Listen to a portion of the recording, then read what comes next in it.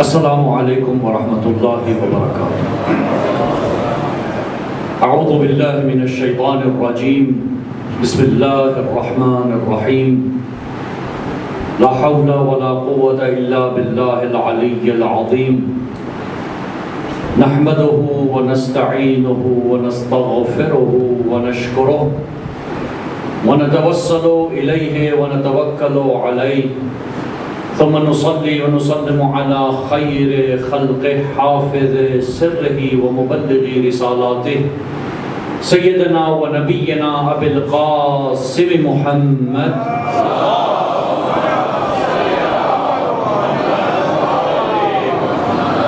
وعلى أهل بيته الطيبين الطاهرين المعصومين المنتجبين المنتخبين، سيما بقية الله في الأراضين، واللعنة الدائمة على أعدائهم أجمعين من يوم عداوتهم إلى قيام يوم الدين. أما بعد، فقد قال الله تبارك وتعالى في كتابه الحكيم وقرآن المجيد وقوله الحق: أعوذ بالله من الشيطان الرجيم، يا أيها الذين آمنوا اتقوا الله وكونوا مع الصادقين، صدق الله العلي العظيم۔ صلوات بھیجے محمد والے۔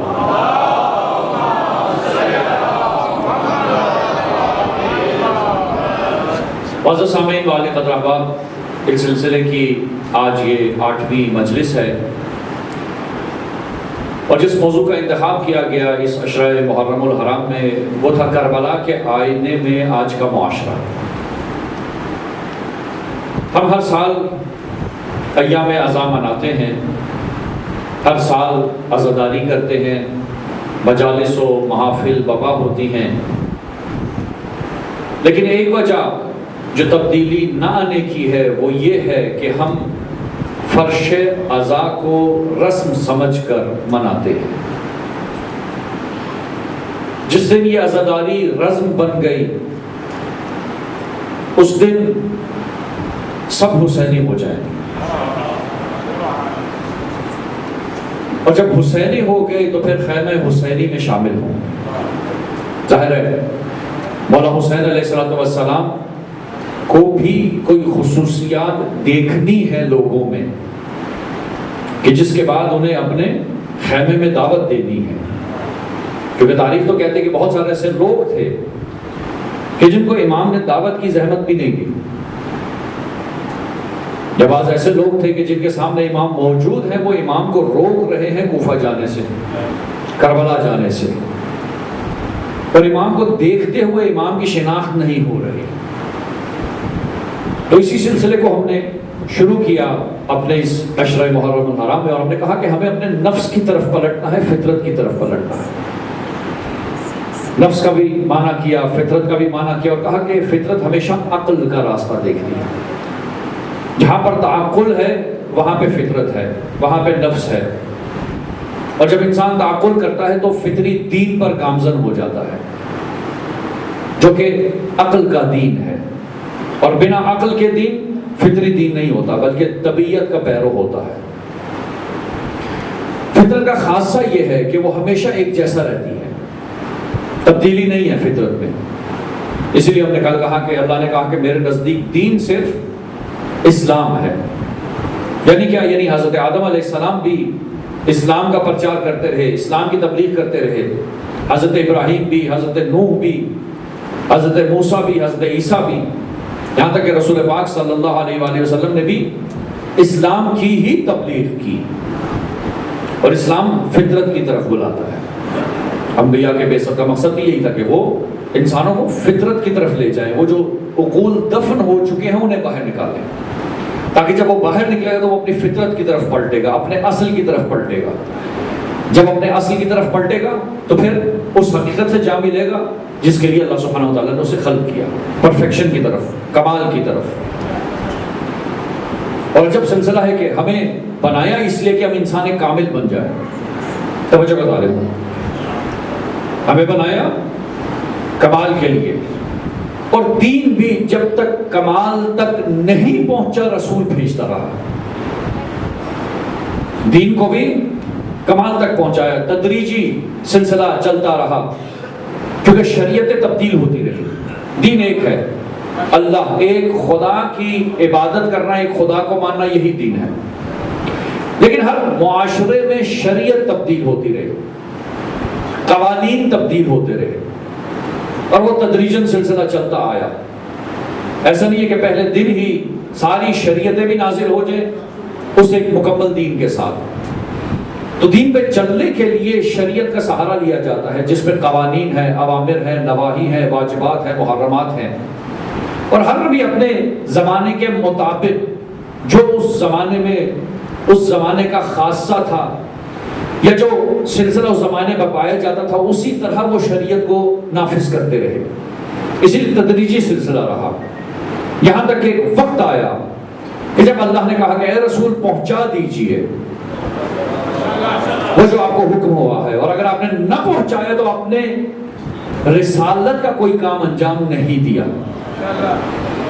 اب شریعتیں ساری اپنے کمال کو پہنچنے والی ہیں، جو آدم علیہ السلام لائے، جو نوح علیہ السلام لائے، جو ابراہیم علیہ السلام لائے، جو حضرت عیسیٰ لائے، یہاں تک کہ رسول اللہ صلی اللہ علیہ وسلم بھی ساری شریعت لے آئے۔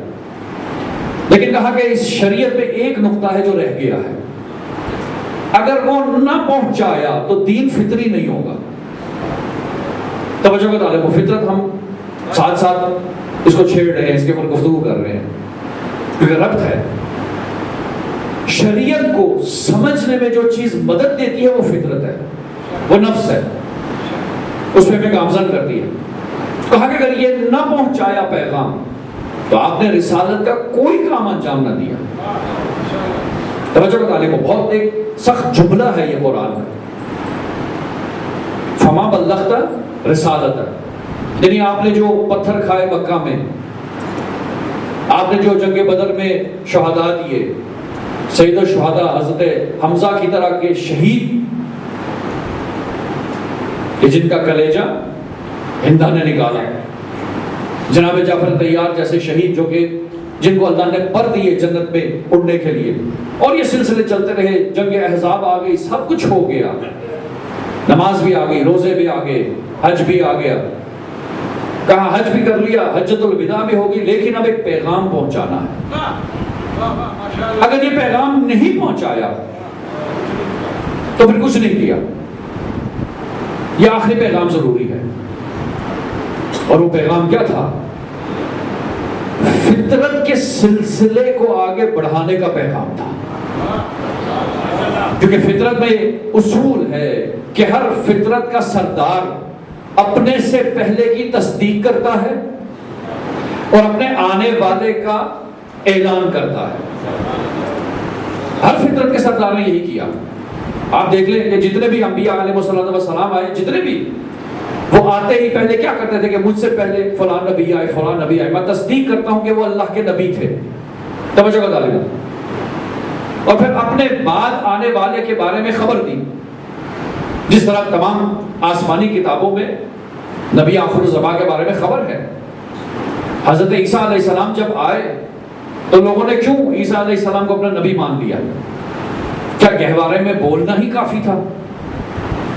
کیونکہ معجزہ تھا نا حضرت عیسیٰ کا۔ جناب مریم سلام اللہ علیہا آتی ہیں تو لوگ پوچھتے ہیں کہاں تھے، کیا ہوا، بچے کی طرف اشارہ کرتی ہیں۔ تو کیا بچہ جب اس وقت بولا تب لوگوں نے ریئلائز کیا کہ یہ نبی ہے؟ یعنی پہلے سے خبر موجود تھی، پہلے آنے والے انبیاء نے کہا تھا کہ ایک نبی آئے گا، اس میں یہ خصوصیات ہوں گی۔ ظاہر ہے اس اخبار کی بنا پر، ان خبروں کی بنا پر، اس جو اعلان تھا کہ ہمارے بعد کون کیسا آئے گا، اس کی بنا پر لوگوں نے حضرت عیسیٰ کو پہچانا۔ تو یہ فطرت کا اصول ہے کہ اپنے سے پہلے کی تصدیق ہوتی ہے، اپنے بعد آنے والے کا اعلان ہوتا ہے۔ اسی طرح جب رسول اللہ صلی اللہ علیہ وسلم آئے تو ایک اور صلوات پڑھی اور تھوڑا آگے آ جائیے، آگے آ جائیے، ایک ایک قدم آگے آ جائیے۔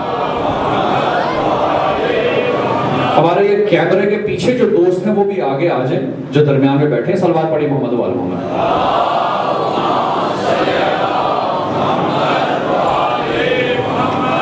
تو فطرت کا خاصہ یہ ہے کہ جو وہ ابدی ہے، ہمیشہ کے لیے ہے، ازلی ہے، ابدی ہے، اسی طرح اپنے سے پہلے والے کی تصدیق کرنا کہ یہ مجھ سے پہلے تھا، اور اپنے بعد والے کا اعلان کرنا. کیونکہ اگر یہ نہ ہو تو لوگ فطرت کے راستے پہ نہیں چل سکتے. اور نبی بھی نبی آخر الزماں ہے، کیونکہ بھائی اعلان ہوا کہ یہ خاتم النبیین، سیل آف دا پروفٹ. خاتم عربی میں انگوٹھی کو کہتے ہیں. آپ نے دیکھا کہ کوئی خط جب پہلے ڈاک یا کوئی سرکاری ڈاک ہے تو اس کے اوپر لال رنگ کی ایک بوند سی ہوتی ہے جسے وہ سیل کرتے ہیں، بند کرتے ہیں، اسے ہم سیل ہی کہتے ہیں. یا سکے کے مانند کے سیل آ چکے ہیں تو سرکاری خطوط میں ہوتا ہے پہلے بھی جس خط کو بند کر دیا جائے اب یہ کھل نہیں سکتا، یہ سیل ہو گیا، بند ہو گیا. تو سیل آف دا پروفٹس انگریزی میں ہم یوں ترجمہ کرتے ہیں، ویسے خاتم النبیین اردو میں ترجمہ ہی نہیں ہمارے پاس. ہم بھی خاتم النبیین کہتے ہیں اردو میں. نبیوں کے سلسلے کو جس نے آ کے ختم کیا، روک دیا، جو آخری نبی تھا، یہ ہے خاتم النبیین. تو لہٰذا میرا خیال ہے انگریزی والے ہم سے برتری لے کے اردو والوں سے. سیل آف دا پروفٹ سے ہی ٹرانسلیشن ہے، لیکن ہم اردو میں چلیں جہاں پہ باقی اصطلاحات استعمال کرتے ہیں، یہ بھی اصطلاح ہے خاتم النبیین. نبیوں کے سلسلے کو ختم کیا. اب جب نبی آخر الزماں ہے، توجہ کا طالب، اور اس نبی نے اپنی رحلت کے بعد لوگوں میں نہیں آنا، اور یہ جو دین ہے، یہ جو قرآن ہے، اس نے قیامت تک چلنا ہے. جب تک نسل بشر چلتی جائے گی یہ قیامت تک یہ رہے گا. تو اب اگر کوئی یہ کہہ دے کہ نبی تو فطرت کے سردار تھے، نبی تو فطرت کے سردار تھے، لیکن جب جانے لگے تو کوئی نظام لے کر نہیں گئے،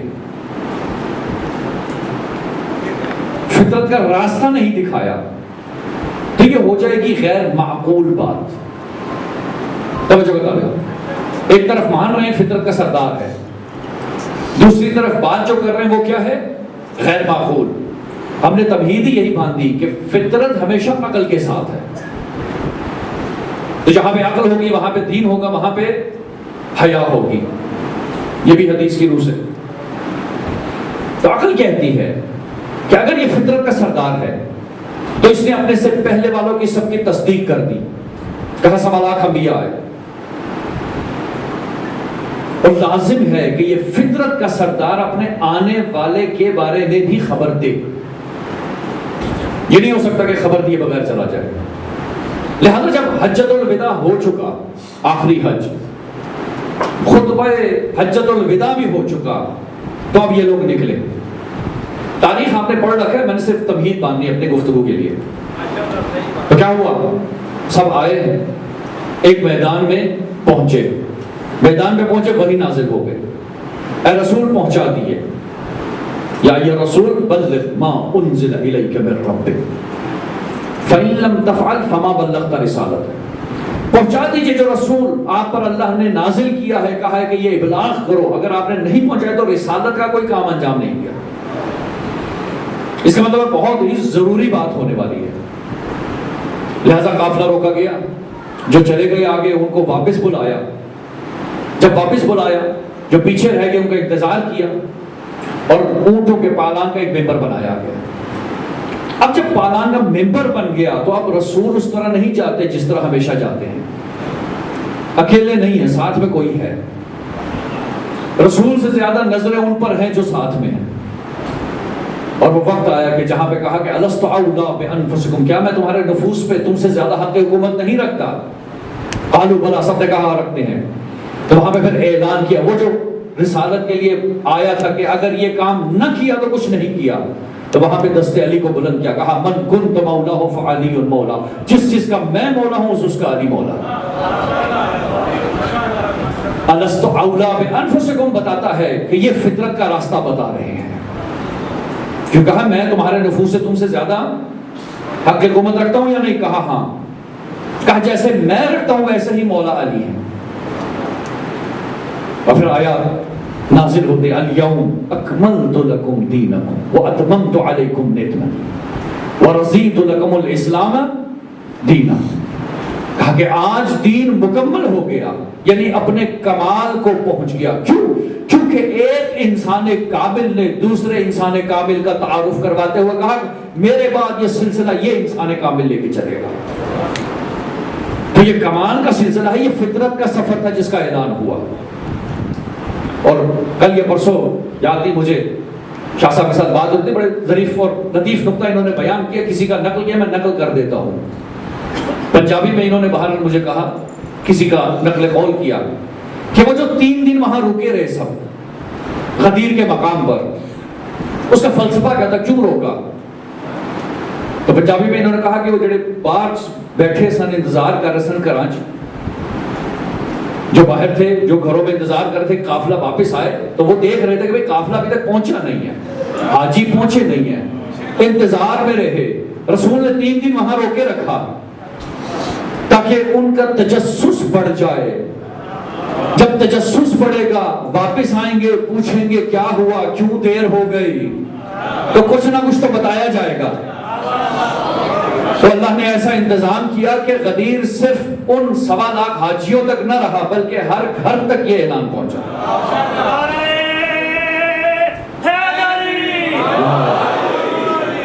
تو نقل قول کرتے ہوئے نقل قول بتانا چاہیے کس سے سنا, یہ صداقت ہوتی ہے علم کی. اب تو سلسلے ایسے چل گئے کہ پڑھی جاتے ہیں, بتاتے نہیں ہے کہ اس کا قول تھا یہ.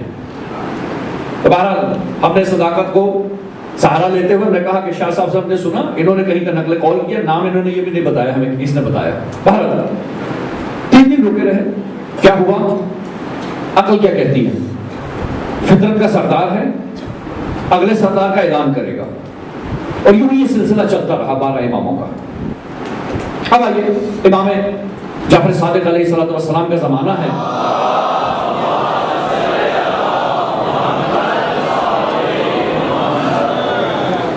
امام کے پاس ایک چرواہا آتا ہے.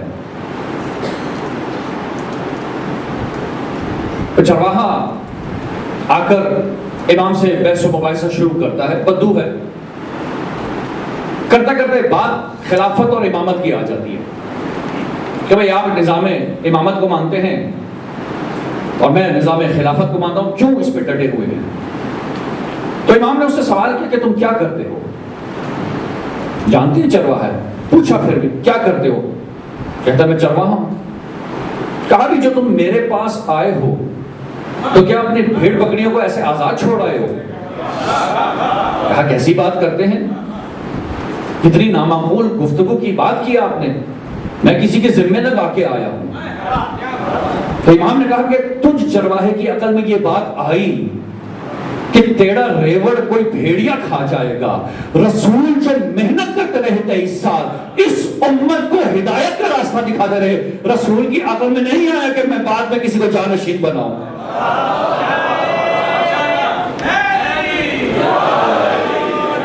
یہ تو عقل کہتی ہے کہ جو عقل کامل تھا اسے کسی کو جانشین بنانا تھا.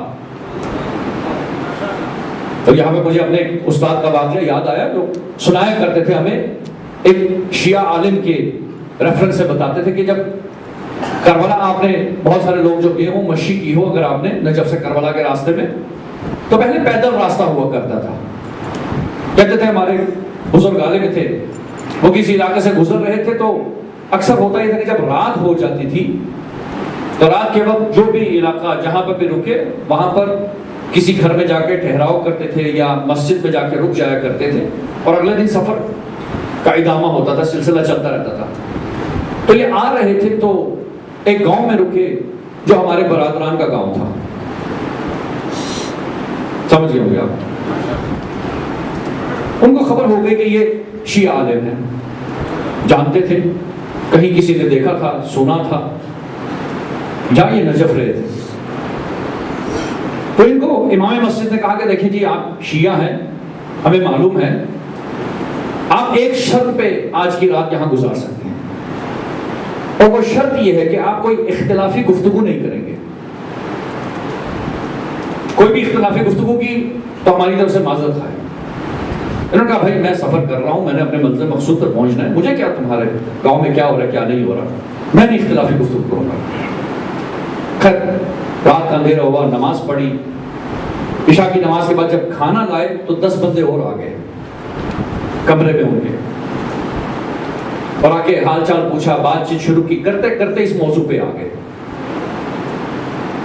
کہ بھئی آپ کا کیا خیال ہے خلیفہ اول کے بارے میں؟ اب یہ بیچارے پھنس گئے. انہوں نے کہا مجھے انہوں نے کہا ہے کہ میں نے اختلافی گفتگو نہیں کرنی، خود اختلافی گفتگو کر رہے ہیں. تو انہوں نے کچھ دیر سر جھکایا، سر اٹھانے کے بعد کہتے ہیں کہ جو بات کرنے والا ہوں شاید آپ کو برا لگے، لیکن میری نظر میں خلیفہ اول رسول خدا سے زیادہ عقل مند تھے. اب وہ بھی پریشان جیسے آپ پریشان. وہ کہنے لگے کہ آپ یا تو شان گھٹا دیتے ہیں اور بڑھانی ہو تو رسول سے بھی بڑھا دی. کہا اصل میں مسئلہ یہ ہے کہ رسول بھول گئے تھے کسی کو جانشین بنانا، اور آپ کے مطابق خلیفہ اول سنت رسول پہ تھے لیکن وہ اپنا جانشین بنا کے تھے کہ کہیں لوگ گمراہ نہ ہو جائیں.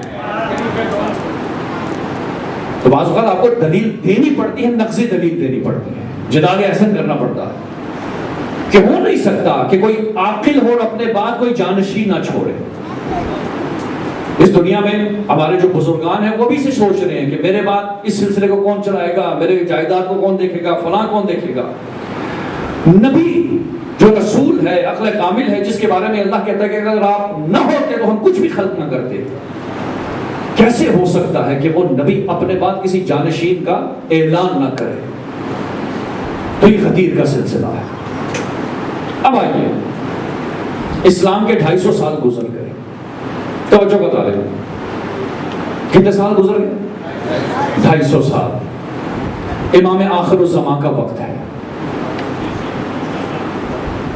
عقل یہ کہتی ہے کہ جب بھی حجت خدا لوگوں کی آنکھوں سے جائے گا، پردہ پوش ہوگا، تو وہ کسی نہ کسی کو جانشین بنائے گا.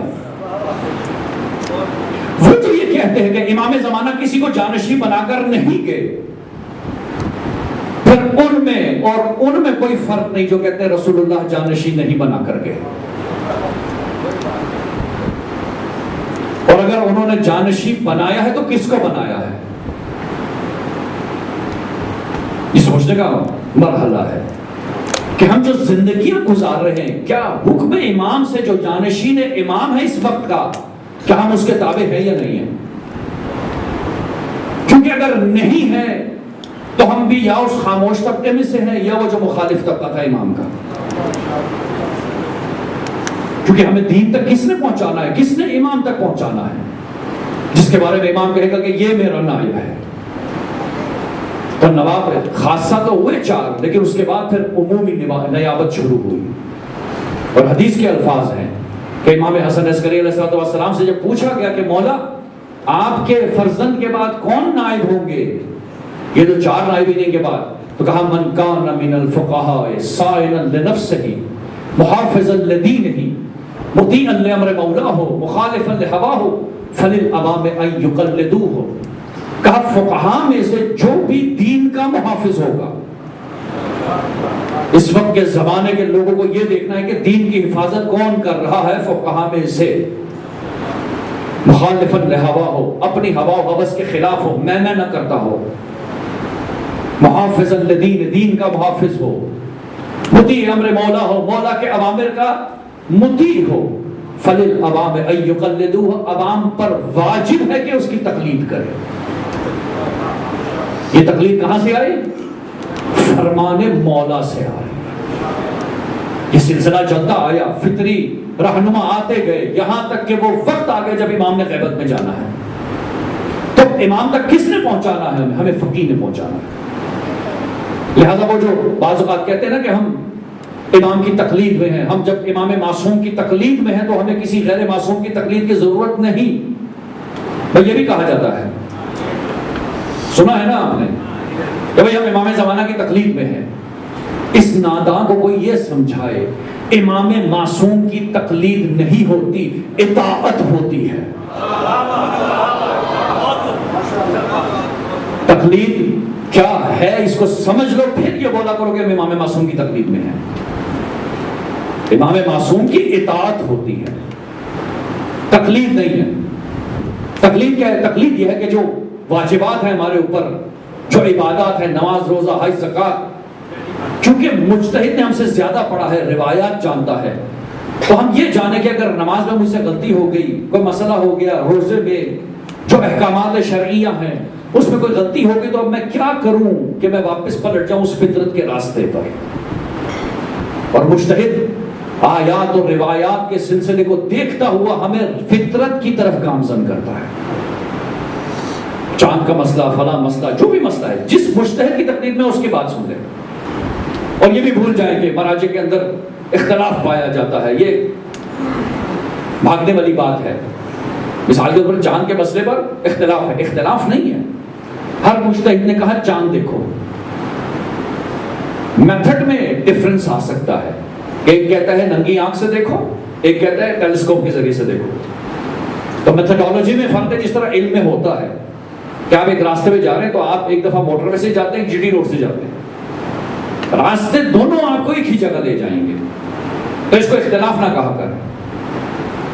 تو امام جس سلسلے کو بیان کرتے ہیں وہ آتا ہے آگے 250 سال بعد. امام زمانہ کا زمانہ آتا ہے. امام زمانہ اپنے بعد نائبین مقرر کرتے ہیں. خاص نائبین کے بعد پھر کہتے من کان من الفقہاء، فقہاء میں سے جو بھی عالم ہو اس کی پیروی کرو، اس کی تقلید کرو.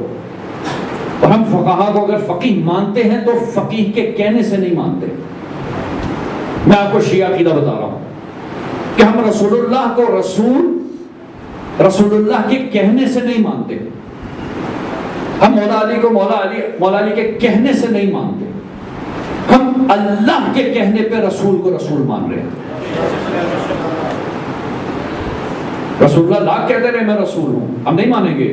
کیا ہوا تھا؟ دلائل مانگے گئے، معجزات مانگے گئے، عقلی دلیلیں مانگی گئی. جب جان لیا کہ اللہ نے بنایا ہے تو ہم نے مان لیا. اور مولا علی کو بھی مولا علی کے کہنے پہ ہم نہیں مانتے، ہم رسول کے کہنے پہ علی کو مولا مانتے. ہم 12 اماموں کو ان کے خود سے کہنے پہ نہیں مانتے، رسول اللہ نے کہا کہ یہ 12 امام ہوں گے. تو اسی طرح ہم جو مراجع کو مانتے ہیں یا تقلید کرتے ہیں، یہ مرجع یا مولانا کے کہنے پہ نہیں ہوتا، امام معصوم کا سلسلہ ہے. اور وہ جو یہ کہتے ہیں نا کہ ہم امام زمانہ کی بیعت میں ہیں، ہم امام زمانہ کی اطاعت میں ہیں، ہم امام زمانہ کی تقلید میں ہیں، جانتے ہیں کتنی بڑی بات کر رہے ہیں. اس کا مطلب یہ ہے کہ آپ کو امام زمانہ علیہ السلام کے تمام خطبے پڑھنے ہوں گے، تمام روایات، تمام احادیثیں سب پڑھنی ہوں گی. اور ہو نہیں سکتا کہ اگر کوئی معصومین کی احادیث پڑھے تو اس تقلید کی حدیث پہ نہ پہنچے.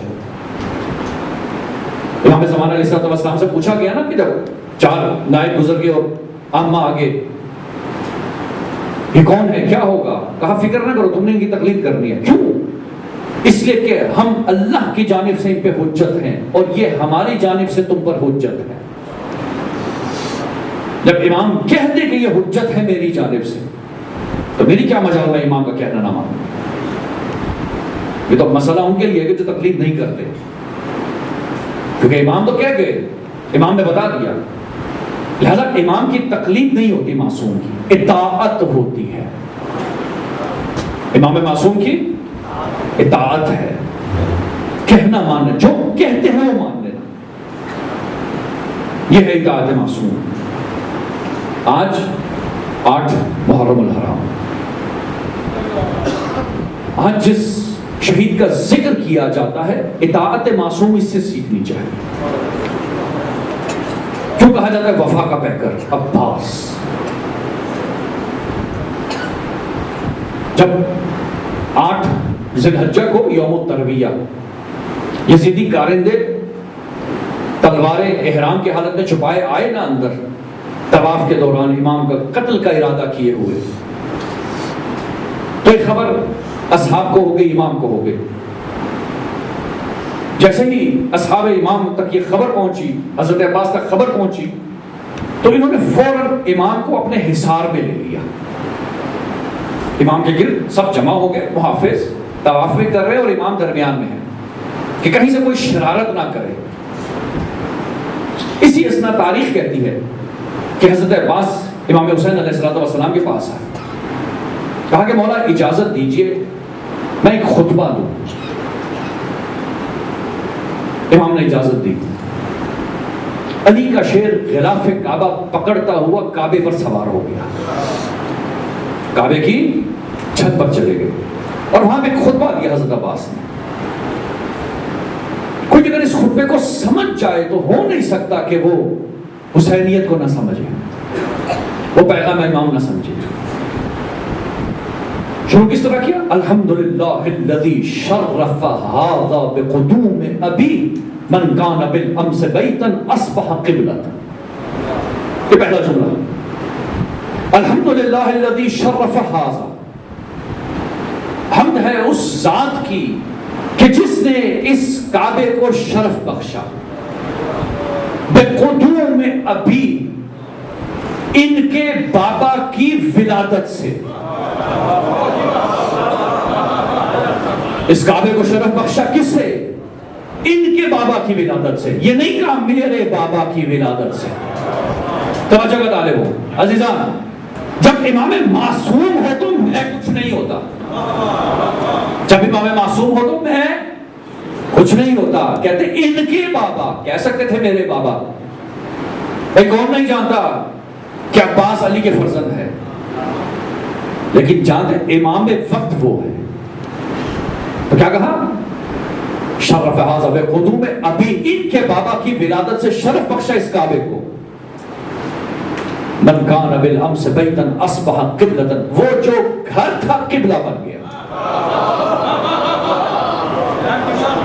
وہ جو گھر تھا قبلہ بن گیا۔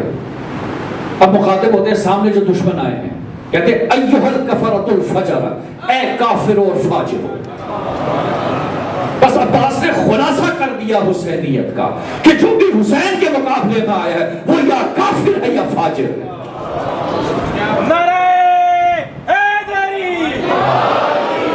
ایھا الکفرۃ الفجر، اے کافر اور فاجر، اتصدون طریق البیت لامام البررہ، کیا تم نے یہ گمان کر لیا کہ تم نیکوکاروں کے امام کے لیے اس گھر کا راستہ بند کر دو گے؟ ومن احق بہ من سائر البریہ ومن هو ادنی بہ، کون ہے جو ان سے زیادہ حق رکھتا ہے اس گھر پر؟ کون ہے؟ لولا حکم اللہ الجلیہ واختبارہ البریہ واسرارہ العلیہ لطار البیت الی قبل ان یمشی لدیہ قد استلم الناس الحجر والحجر یستلم یدیہ۔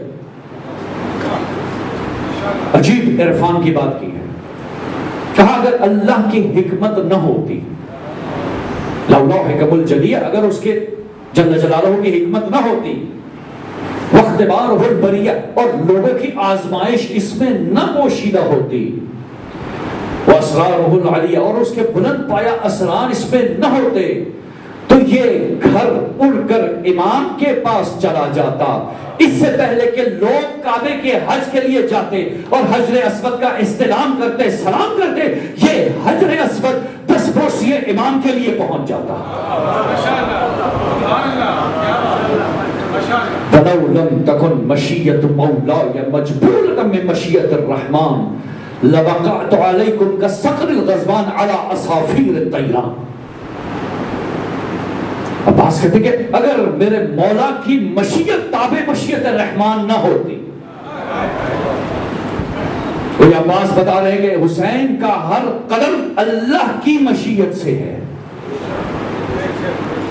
جو اللہ حکم کرتا ہے ویسے ہی حسین حکم کرتے۔ کہتے اگر حسین علیہ السلام کی مشیت تابع مشیت الرحمن نہ ہوتی، لَوَقَعْتُمْ عَلَيْكُمْ كَالصَّقْرِ الْغَضْبَانِ عَلَىٰ أَصَافِيرِ الطَّيْرَانِ، تو میں تم پہ ایسے حملہ کرتا جیسے ایک عقاب ببری ہوئی چڑیوں پہ حملہ کرتا ہے۔ نعرہ تکبیر، نعرہ رسالت، نعرہ حیدری۔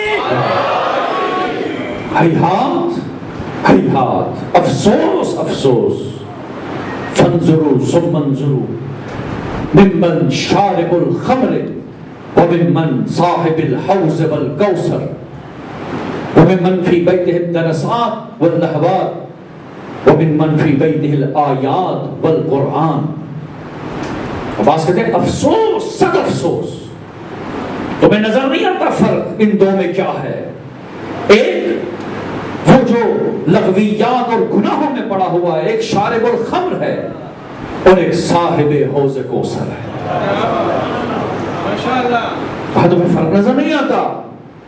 وہ جو گناہوں میں پڑا ہوا ہے اور جس کے گھر میں تطہیر کی آیات نازل ہوتی ہیں، جو مجسم تطہیر و طہارت کا منبع ہے، ان میں فرق نظر نہیں آتا. وَأَنْتُمْ وَقَعْتُمْ فِي الْغَلْطَةِ الَّتِي وَقَعَتْ فِيهَا الْقُرَيْشِ لِأَنَّهُمْ أَرَادُوا قَتْلَ رَسُولِ اللَّهِ صَلَّى اللَّهُ عَلَيْهِ وَآلِهِ وَسَلَّمَ مَا دُمْتُ عَلِيًّا حَيًّا وَأَنْتُمْ تُرِيدُونَ قَتْلَ ابْنِ بِنْتِ نَبِيِّكُمْ مَا دُمْتُ حَيًّا سَلِيلًا. کہتے تم اسی غلطی کا شکار ہو گئے. یہ عباس کا رجز ہے کعبے کی چھت پہ. تم اسی غلطی کا شکار ہو گئے جس کا شکار قریش ہوئی تھی. کیوں؟ انہوں نے ارادہ کیا تھا رسول اللہ کے قتل کا جبکہ امیر المؤمنین علی علیہ السلام زندہ تھے، اور تم نے اپنے نبی کی بیٹی کے بیٹے کے قتل کا ارادہ کر لیا اور تم بھول گئے میں ابھی زندہ ہوں. بادروا قتلی واضربوا عنقی لیحصل امارکم لیحصل مرادکم لا بدد مرادکم وامارکم. فرماتے کہ تم چاہو تو آؤ میری گردن اڑا دو، مجھے قتل کر دو تاکہ تم اپنے مراد تک پہنچو، لیکن خدا کبھی بھی تمہیں اپنے مراد تک نہیں پہنچائے گا. لعن اللہ علیکم وعلی اجدادکم. لعنت تم پر بھی تمہارے بزرگوں پر. یہ وہ خطبہ جو عباس دے رہے ہیں، لیکن اس خطبے میں بڑے عمیق جملے چھپے ہیں عباس کی معرفت کی. فطرت کے سردار کو جانتا ہے عباس. جانتے ہیں کیا کہتے ہیں؟ ایھا الکفرۃ الفجر، یعنی جو بھی فطرت کے ایمان کے مقابلے میں آ گیا وہ کافر و فاجر ہے. اور بڑا عجیب جملہ، لولا اگر میرے مولا کی مشیت تابع مشیت رحمان نہ ہوتی. فرما رہے ہیں کہ اگر تم پہ میں تلوار نہیں اٹھا رہا نا، اگر تمہارے سر ابھی تک تمہارے تنوں پر موجود ہے، اس کی وجہ یہ ہے کہ میرے مولا تابع مشیت رحمان ہے. وہ یہ عباس کو بھی پتا ہے کہ لڑنا کربلا جا کر ہے. ظاہر ہے عباس علیہ السلام کو تیار کس لیے کیا گیا؟ کیا بتایا گیا؟ بار بار بتایا گیا کہ ابھی کربلا نہیں آئی، ابھی کربلا نہیں آئی. حالانکہ صفین میں جو جنگ دکھائی عباس نے، کہا قمر بنی ہاشم ہے، لیکن کہا کربلا نہیں آئی. کہا یہ وقت نہیں ہے ابھی تلوار چلانے کا. میں جب اس خطبے کو پڑھتا ہوں تو میں عباس کی شجاعت پہ رشک بھی کرتا ہوں اور مصیبت عباس پہ روتا بھی ہوں.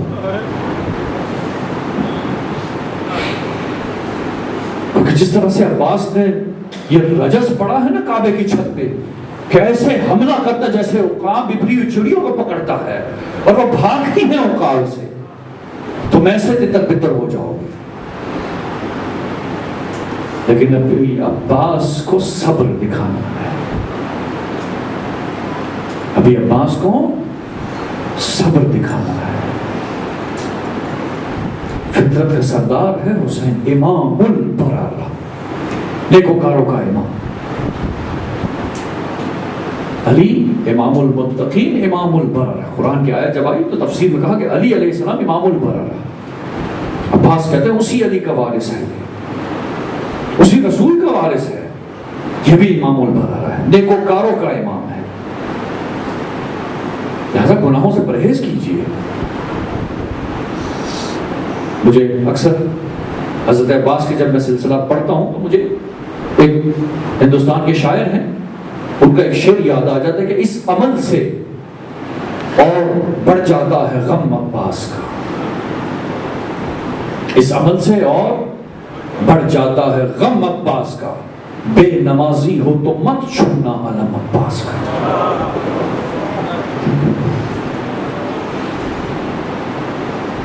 طبیعت کی پیروی چھوڑ دے، فطرت کی طرف آنا ہے.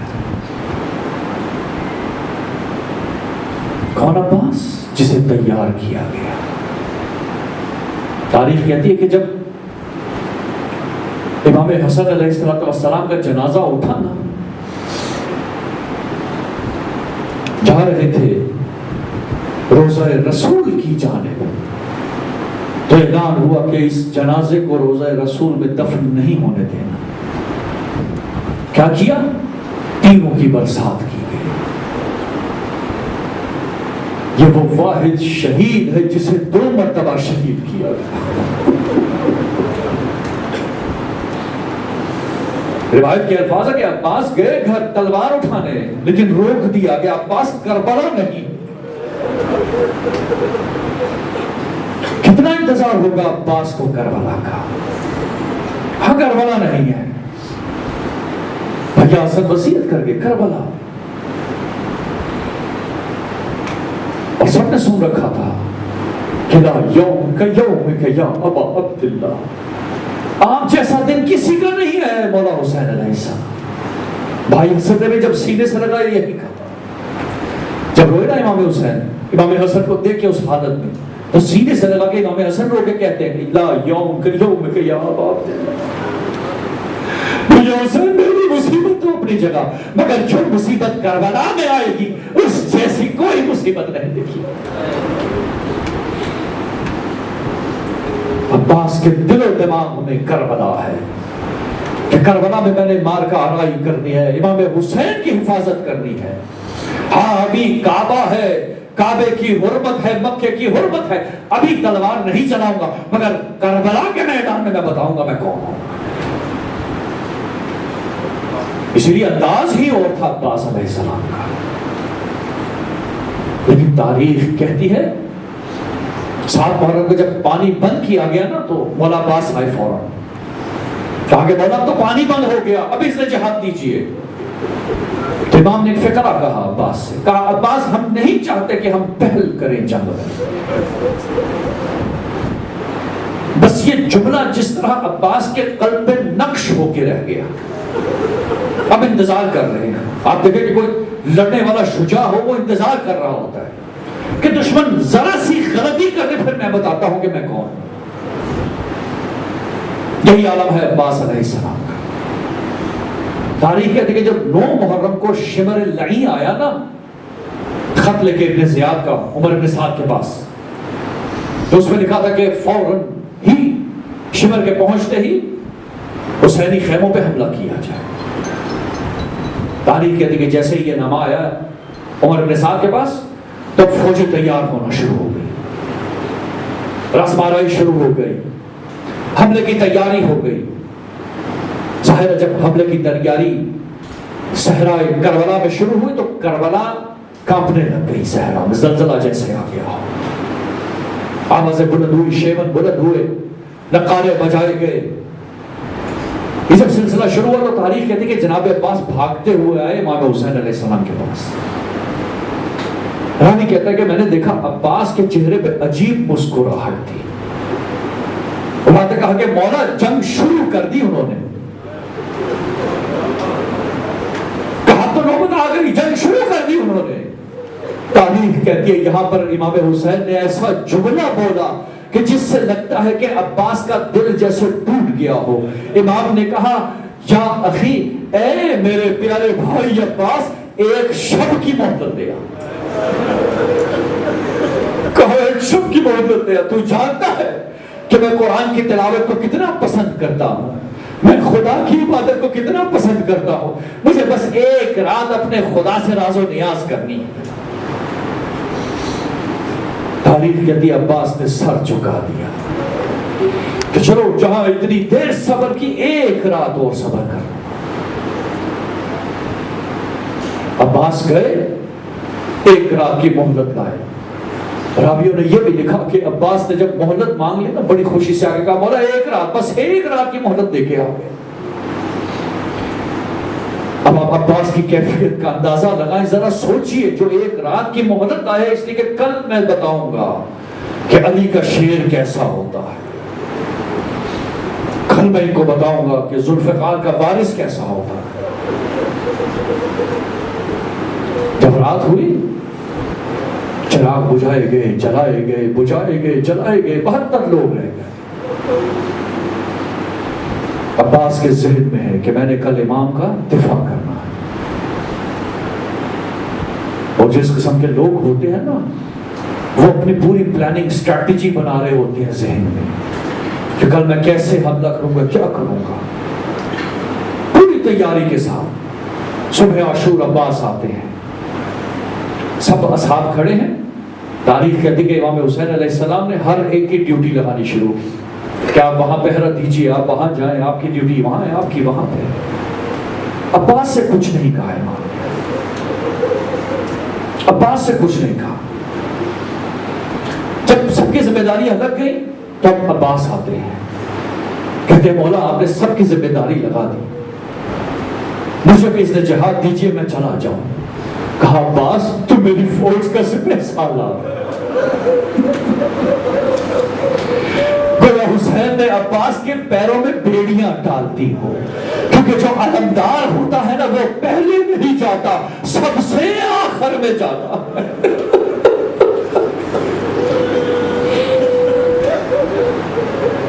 عباس یہاں پہ شمشیر کا امتحان نہیں ہونا، یہاں صبر کا امتحان ہونا۔ صبر عباس دیکھیے کہ جو بھی جاتا ہے تیار کر کے بھیجتے جاتے ہیں، لیکن جو گرتا ہے اپنے امام کو آواز دیتا ہے، امام لے آتے ہیں۔ یہ سلسلہ چلتا رہا یہاں تک کہ تمام اصحاب شہید ہو گئے۔ تاریخ کہتی ہے جب تمام اصحاب شہید ہوئے نا تو حضرت عباس دوبارہ آتے ہیں امام حسین کے پاس۔ کہا مولا اب تو اصحاب شہید ہو گئے، اب تو جانے کی اجازت دیجیے۔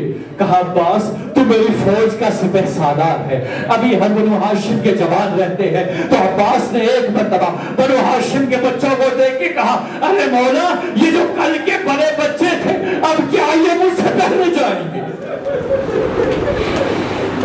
عباس پہ ایک اور مشکل کی گھڑی آن پڑی، لیکن یہ وقت بھی گزر گیا اور محمد کے لاشیں آ گئے، قاسم کا لاشا آ گیا، سب لاشیں آ گئے۔ جب سب شہید ہو گئے نا تو اب امام اپنی مسند پہ بیٹھے ہیں صحرا میں، سر جھکائے بیٹھے ہیں۔ تاریخ کہتی ہے ایک مرتبہ عباس دوبارہ آتے ہیں، کہتے ہیں مولا اب تو اذن جہاد دیجیے۔ مولا نے سر اٹھایا، کہا عباس تجھ سے کہا تو ہے تو سپہ سالار ہے، تو علمبردار ہے، تجھے کیسے جانے دوں؟ تو عباس نے کہا مولا ذرا دائیں اور بائیں تو دیکھیے، وہ فوج کہاں جس کا سپہ سالار عباس؟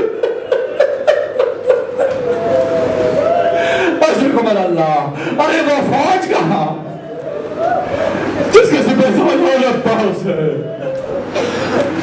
امام نے جب دیکھا کہ کوئی نہ رہا کہا اچھا عباس اگر جانا چاہتے ہو تو بہن زینب سے مل کے جاؤ۔ جناب عباس آتے ہیں، بعض روایات میں لکھا ہے کہ بھتیجی روک لیتی ہے راستے میں، کہتی ہے چچا جان صبح سے پانی نہیں ملا، کئی دیر کے پیاسے ہیں، ارے بوند پانی تو مل جائے۔ تو عباس نے کہا بیٹا بس اسی لیے جا رہا ہوں، ذرا بہن زینب سے اجازت دے لو تو پھر میں جاتا ہوں۔ کہ خیمے میں سلام کیا، جناب زینب نے خیمے میں بلا لیا۔ جب بلایا نہ کہا کہ بھیا عباس میں جانتی ہوں کیوں آئے ہو، لیکن میں چاہتی ہوں تمہارے جانے سے پہلے تمہیں ایک حدیث سناؤں۔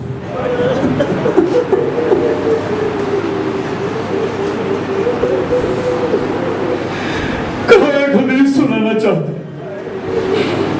عباس دوزانہ ہو کے تشہد کی حالت میں بیٹھ گئے ادب سے۔ کہا بی بی فرمائیے۔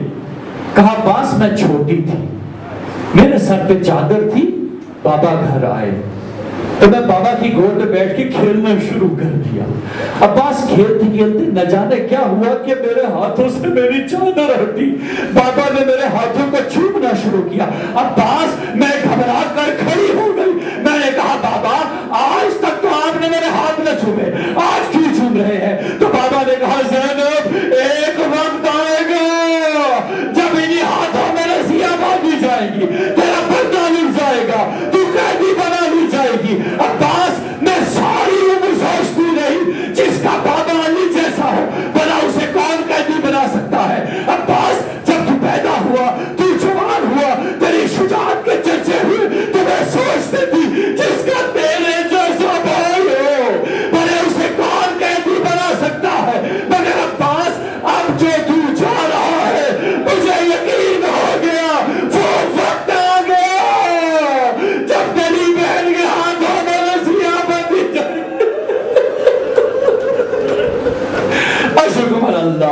سبحان اللہ تیری بہن قیدی ہوگی، اب پردوں کا کوئی ضامن نہ رہا، عباس جا رہا ہے۔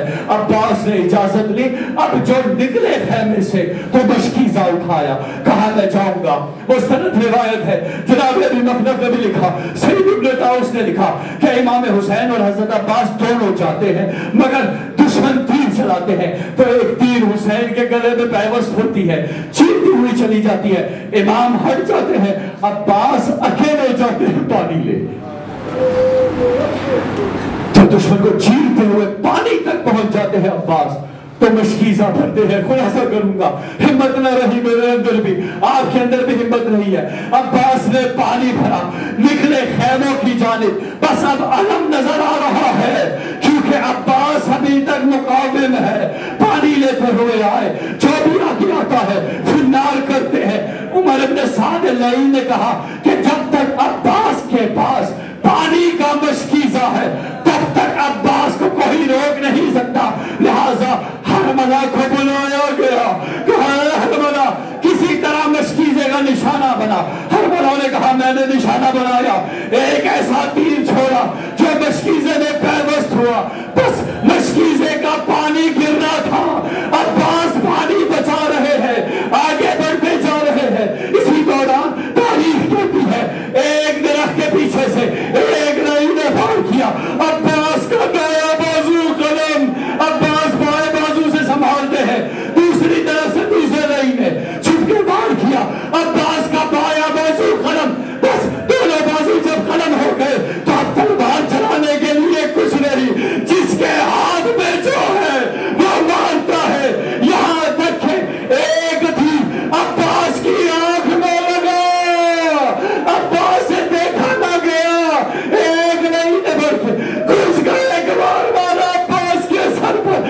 عزاداروں ایمان سے بتاؤ جب ٹھوکر لگتی ہے نا تو ہم دونوں ہاتھوں کا سہارا لیتے ہیں، مگر عباس گھوڑے سے زمین بنائے بنا ہاتھوں کے، اللہ اکبر، میں نہیں جانتا عباس کیسے زمین بنا ہے، مگر تاریخ بتاتی ہے عباس کو بہت تکلیف ہوئی، اتنی کہ اب آخری سلام دیا، آخری سلام دیا، کہا السلام علیکم یا امام، میرے امام، میرا آخری سلام ہو۔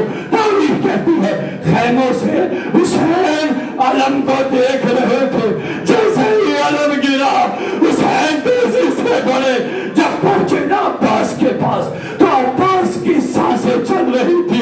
تاریخ کہتی ہے کہ جناب عباس کے سر کو اپنی گود میں رکھا حسین نے، کہا بھائی عباس ابھی خیموں میں لے جاتا ہوں، ابھی مرہم کروں گا، ٹھیک ہو جاؤ گے۔